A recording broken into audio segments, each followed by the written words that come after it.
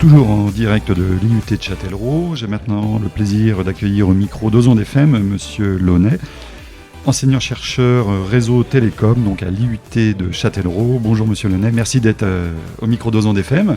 Bonjour. Voilà, eh bien écoutez, je ne vais pas en dire plus, je vais vous laisser vous présenter. Qu'est-ce que vous faites au sein de l'IUT et voilà. Alors, je suis chef de département de réseau et télécom. Je forme les étudiants sur la partie téléphonie et réseau informatique, mais plutôt la partie téléphonie, comment déployer un système de téléphonie pour les professionnels. Et d'un côté opérateur, comment l'opérateur déploie des solutions de triple play, des solutions de téléphonie. D'accord. Vous enseignez sur les 3 années du cursus du BUT ? Oui, alors principalement sur la première et deuxième année sur les connaissances de base, donc en première année sur le système de téléphonie d'entreprise, de professionnels, et puis en deuxième année sur les réseaux cellulaires de deuxième, troisième, quatrième et cinquième génération, principalement cinquième génération maintenant. On regarde également comment évolue la 5G vers la 6G, et en troisième année un petit peu sur la partie automatisation, comment tout fonctionne sans qu'il y ait besoin de présence humaine. D'accord. Vous avez, au niveau du recrutement, donc, quel type de bac il faut avoir fait pour intégrer ce cursus ? Alors on est ouvert au bac techno, au bac généraux, au bac professionnel. Dans le cas des bacs généraux, on va plutôt regarder les profils mathématiques, informatiques, sciences de l'ingénieur. Bac techno, plutôt STU2D. Bac pro, là encore, c'est les domaines plutôt informatiques. On regarde beaucoup la motivation, on écoute beaucoup la motivation des étudiants, c'est-à-dire qu'on va les convier à venir à un entretien qui aura lieu le 2 mai et au fil de l'entretien, on va voir si l'étudiant est bien motivé. Ça permet également de discuter auprès de l'étudiant de ses choix, parce que certains voient réseau et voient télécommunication, mais pensent plutôt à réseau, communication, réseau comme des réseaux sociaux. Donc c'est pas du tout notre cœur de métier. Donc l'objectif de l'entretien, c'est aussi de vérifier que l'étudiant est bien dans le bon cursus. Réseau, c'est pour nous un parc informatique que l'étudiant va devoir déployer, maintenir, sécuriser. On fait de la cybersécurité. Et puis, donc, télécommunication, c'est communiquer à distance. D'accord. Vous avez des classes de combien d'élèves ? La première année, on est à 39 élèves. Notre capacité, 39 ? Oui, capacité d'accueil, c'est 39 élèves. Étant donné qu'on va également proposer des candidatures d'étudiants qui proviennent de pays africains via Campus France, on est monté cette année à plus de 45 élèves. Et puis, les premiers mois, l'étudiant regarde. Certains étudiants s'aperçoivent que la formation n'est pas celle attendue. Donc, actuellement, on est à 36 étudiants. D'accord. Oui, c'est quand même des grosses classes, quoi. Ça... Donc, ça permet d'avoir un volume intéressant. Et puis, la particularité du département des IUT, c'est de proposer une approche très pragmatique. Beaucoup de pratique. Et en pratique, on a des étudiants en classe de TP, donc 12 étudiants par classe. Et on a énormément de formations qui sont en travaux pratiques. Donc on a 3 groupes de TP, du coup grâce à 36 étudiants, on a réussi à monter 3 groupes de TP. Et 39, c'est quand ils sont vraiment tous ensemble pour des cours magistraux, mais ce qui ne représente que 30%, même pas de la formation. Oui, donc c'est pas vraiment un problème d'avoir une grosse cohorte d'élèves. Non, nos salles sont habituées on est habitué à avoir plutôt une capacité de 12 étudiants par TP. Donc le fait d'avoir plein d'étudiants, c'est fédérateur, ceci dit, ça permet de les motiver, ça permet de les stimuler, mais en 39, c'est une capacité qui nous correspond tout à fait. Vous disiez que vous aviez des élèves qui étaient issus de bac pro, et donc forcément d'enseignement général en mathématiques, ils n'ont peut-être pas le niveau requis, et ça va, ils arrivent à suivre ? Alors, on a 3 étudiants qui proviennent de bac pro, et dans les 3, il y en a un qui est même dans les 5 premiers de la classe, et les 3 se positionnent très très bien. Alors, ils avaient des connaissances en technique, ils avaient une meilleure connaissance de la partie des réseaux. Peut-être que ça leur a permis de laisser un peu plus de temps pour travailler la partie mathématique et théorique. Avec du travail, ils y arrivent. Et on s'aperçoit que les étudiants qui, dès leur arrivée, consacrent du temps à relire les cours, à préparer les TD et les TP, ils y arrivent. Donc c'est vrai qu'en bac pro, on a tenté, et on est plutôt surpris, et agréablement surpris, ils y arrivent bien. Eh ben, c'est une bonne nouvelle. Oui. Nous, au lycée Branly, on a une formation bac pro système numérique. Donc oui. Ça peut être adapté. Ça peut être adapté, oui. Là encore, au cours d'entretien, on discute avec l'étudiant. Donc les journées portes ouvertes aujourd'hui, ça leur permet évidemment de voir ce que l'on fait réellement en TP. Et puis après, on a des immersions. J'en ai pas parlé encore, mais les immersions, ça veut dire que pendant une demi-journée, on intègre des étudiants dans des classes de TP Et ils peuvent préparer des TP comme un étudiant. Donc un lycéen vient découvrir les TP comme un étudiant de première année. D'accord. Oui, pour voir, ça leur donne une idée déjà un petit peu. Voilà, concrètement, ils voient ce que les étudiants doivent être capables de faire. Ils voient si le contenu des travaux pratiques correspond vraiment à leur idée. Parce que, je ne vais pas vous mentir, quand on parle de réseau télécom, beaucoup pensent à la cybersécurité. Et cybersécurité, parfois c'est vu comme un jeu. Je vais faire de la cybersécurité. Alors on fait de la cybersécurité, plutôt de la cyberdéfense que de la cyberattaque. Mais on étudie, quand un site se fait attaquer, on étudie comment l'attaquant a réussi à nous attaquer, quelles sont les traces qui sont laissées par l'attaquant, et puis on analyse tout ça. Donc en troisième année, les étudiants approfondissent leurs connaissances en cyberdéfense. D'accord. Et après ces 3 années, il y a une poursuite d'études possible Les buts, en général, donc Réseau Télécom, effectivement, ont une poursuite d'études en école d'ingénieur, en master. Donc, on doit avoir à peu près 50% de poursuite d'études et 50% de personnes qui vont travailler en entreprise. Alors, c'est la première année où le but 3 va se finaliser, parce que c'est très récent. Mais on a fait un forum de poursuite d'études pour les buts 3, on les a mis en relation avec des écoles d'ingénieurs. Et puis après, les étudiants vont choisir s'ils veulent continuer ou pas. D'accord. C'est un domaine où il y a pas mal de débouchés, je suppose. Alors, la cybersécurité va toujours attirer l'informatique pour les réseaux, et attire tout ce qui est l'Internet des objets, tout ce qui est les réseaux d'entreprise. Donc à la fois, on a besoin de compétences très techniques et professionnelles où les étudiants vont pouvoir travailler pour une entreprise. Donc là, ils arrêtent leur formation à Bac+3. Mais on a aussi besoin d'ingénieurs, de relations, de chargés de projet qui soient capables de mener des réseaux, de gérer des réseaux pour des opérateurs ou des réseaux même pour des entreprises, des multinationales. D'accord. Donc, il y a un panel assez large. C'est très très large. Là où il y a de l'informatique, il y en a partout maintenant. Oui. Là où il y a de l'Internet des objets, là où il y a des caméras, là où il y a partout où il y a une adresse IP, il y a des besoins. Donc les étudiants ont vraiment la possibilité de travailler pour un opérateur, pour une entreprise, pour une multinationale, à l'étranger. Il y a des besoins partout. Oui. Vous avez des étudiants étrangers dans vos classes ? Alors là, on a un étudiant en première année qui vient de Serbie. Donc il est arrivé en France avec des connaissances plutôt littéraires que techniques, mais il était fortement intéressé et mobilisé pour faire cette formation. Et puis on a des étudiants qui viennent du Maroc, qui viennent du Sénégal, du Côte d'Ivoire, du Congo, du Gabon. Donc on est ouvert. Et puis en deuxième année, on a 3 étudiants qui là sont partis au Canada. Donc ils font 6 mois au Canada. Et puis pour la troisième année, on a un partenariat avec une école d'ingénieurs qui permet aux étudiants de faire une année de formation au Canada, en école d'ingénieurs au Canada, en première année.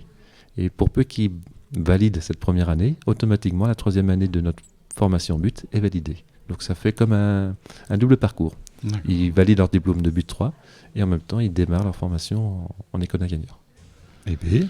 Donc ça bouge, c'est très bien. On a plein de projets et on espère que ces projets vont continuer, et on espère attirer aussi des étudiants pour leur dire que la ville de Châtellerault, l'IUT, bouge, et on fait énormément d'animations vers des écoles étrangères. On fait des animations on accueille aussi des étudiants étrangers. Donc il y a un culturalisme qui est très important. Ouais. Alors, vous voulez attirer des étudiants, mais vous avez combien de demandes pour ces 35-40 places ? Alors, Parcoursup vient de démarrer. On est peut-être une centaine de candidatures. En général, on a à peu près 500 candidatures d'étudiants ou de lycéens plutôt pour recruter à 39 places. Mais c'est des candidatures multiples. Un étudiant qui candidate en réseau et télécom à Châtellerault le fait à La Rochelle, le fait à Blois. Des étudiants candidatent ici, mais en deuxième, troisième choix. Donc on va plutôt regarder le profil des étudiants, leur motivation, l'appréciation des enseignants, plus que la moyenne. On regarde la moyenne aussi, mais c'est le troisième critère. Et puis après, on va les inviter le 2 mai à venir discuter avec nous. Et puis ça sera à la discussion, à l'entretien qu'on va faire notre choix. Donc on fait un classement. L'an dernier, on avait retenu 212 candidats. Il y en a 200 qui sont venus. Sur les 212, on a pris, le dernier était 200e. Donc ça veut dire que le recrutement et la position, finalement, on prend pas tout le monde, mais presque tout le monde. D'accord, oui. Et au niveau des abandons, des échecs, il y en a peu ? Alors il y en a quelques-uns en première année, surtout en première année, parce que les étudiants, comme je vous l'ai dit, ont des fois une idée fausse de la cybersécurité, pensent faire de la cybersécurité, puis découvrent que le travail, les bases, c'est l'électronique, c'est les télécoms, c'est les bases de l'informatique. Donc ça démotive quelques étudiants qui après repartent en BTS ou qui repartent dans d'autres formations. Donc il y a quelques abandons en début d'année. L'objectif aujourd'hui avec l'équipe Journée Porte Ouverte, c'est de leur montrer, de leur ouvrir les portes, de leur montrer notre métier, de leur montrer ce que l'on fait. Les immersions vont permettre également de compléter cela. À tout moment, les étudiants ou les lycéens peuvent m'appeler, ils peuvent contacter le secrétariat. S'il y a besoin de visiter à nouveau, on ouvrira les portes. Mais c'est vrai qu'on aimerait bien qu'il y ait moins d'abandon. Donc c'est peut-être qu'en discutant davantage ou en ouvrant encore nos portes, les lycéens s'apercevront mieux du métier. Alors, donc ça libère des places pour la deuxième année. J'ai vu dans votre brochure qu'il y avait des possibilités de passerelles, donc vous intégrez aussi des étudiants directement en deuxième année. Voilà, on a la possibilité d'intégrer des BTS, des étudiants qui ont fait 2 ans de BTS, on peut les réintégrer. On leur propose de venir en deuxième année de but ou en troisième année. On va étudier les dossiers au cas par cas. Le département réseau télécom, ou la formation réseau télécom, il y a quand même une partie téléphonie, une partie réseau qui n'a pas les mêmes compétences qu'un BTS. C'est pour ça qu'il n'est pas évident de proposer un BTS qui aura fait 2 années de BTS d'intégrer directement la troisième année de but. Souvent, on va plutôt lui proposer d'intégrer la deuxième année de but pour parfaire à son parcours de télécommunication. C'est un pilier des télécoms qui n'est pas complètement étudié ou analysé ou étudié plutôt en BTS. Donc on a des passerelles. Les passerelles d'entrante, c'est des BTS. Ça peut être d'autres licences, ça peut être également des parcours Campus France, donc des étudiants étrangers là aussi qui auront une formation équivalente dans leur pays. Et comment on postule? C'est sur Parcoursup aussi que ça se fait? Parcoursup pour la première année, après c'est e-candidat. Le site e-candidat va ouvrir au mois de mars, donc de mars au mois de mai. Les étudiants peuvent candidater en deuxième ou en troisième année. Je propose aux étudiants de candidater en deuxième et en troisième année. D'accord. Comme ça, s'ils sont pas pris en troisième année, qu'ils ont candidaté en deuxième année, on va réétudier leur dossier. Très bien. Donc là, vous nous avez parlé de votre casquette enseignant, mais vous êtes enseignant-chercheur. Et alors, vous êtes chercheur en quoi? Alors, mes recherches s'effectuent au laboratoire LIAS à Poitiers sur la partie couverture radio 5G par des drones. Donc on essaye de voir comment les drones peuvent améliorer la couverture radio en cas d'événementiel. Donc il y a une population très importante. Les opérateurs jusqu'à présent déploient des camions, alors les événementiels comme les Jeux Olympiques, déploient des camions pour apporter une couverture radio très ponctuelle. Mais si la population se déplace, il faut à chaque fois déplacer le matériel. Donc l'idée pour nous, c'est de dire est-ce que les drones, qui ont une durée de vol de 30 minutes, donc une flotte de drones, pourraient être capables de répondre à ce besoin très ponctuel et de suivre la population. Si la population se déplace, les drones se déplacent avec. D'accord. On voit avec la guerre en Ukraine que le drone est primordial pour les communications, pour les ciblages, tout ça. Est-ce que ça influence votre travail, ça? Du tout, non. Nous, on est vraiment sur une application plutôt la civile, en se disant pour des événementiels. Donc, on n'est pas sur des drones d'attaque, on est sur des drones dont la vitesse, qui est plutôt statique, il se déplace mais au fil de la population qui se déplace à pied, donc on est sur une thématique complètement différente. Et on n'a pas étudié les perturbations que pouvaient avoir les drones, on n'est pas du tout dans cette thématique. On est complémentaires, on est pour le grand public. D'accord. Et comment on peut suivre vos travaux qui doivent être très intéressants, un peu pointus, je pense, pour un néophyte, mais j'essaye de le vulgariser. Tous les travaux que l'on met en place et toute la recherche et surtout le fonctionnement des réseaux 5G, 4G, 5G, j'essaie de le vulgariser à partir d'un blog. Donc vous tapez blog Université de Poitiers ou sur Google vous tapez blog 4G, 5G. Comme je suis le seul blog en France, en français du moins, on peut facilement trouver ce blog-là.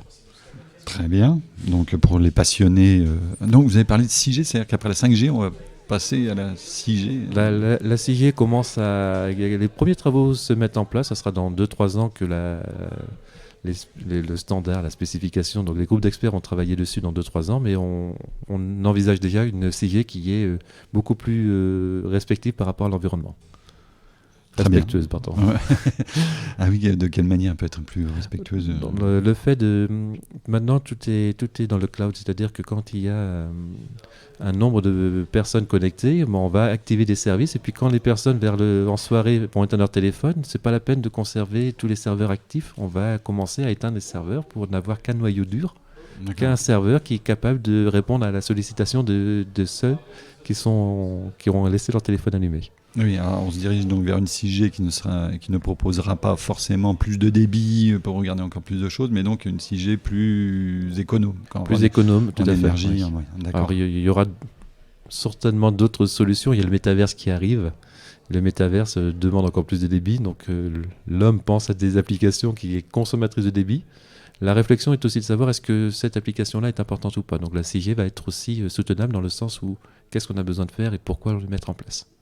Donc pour le métaverse, malheureusement, on aura besoin de débit plus important pour la réalité immersive, pour toutes les applications nouvelles de gaming également.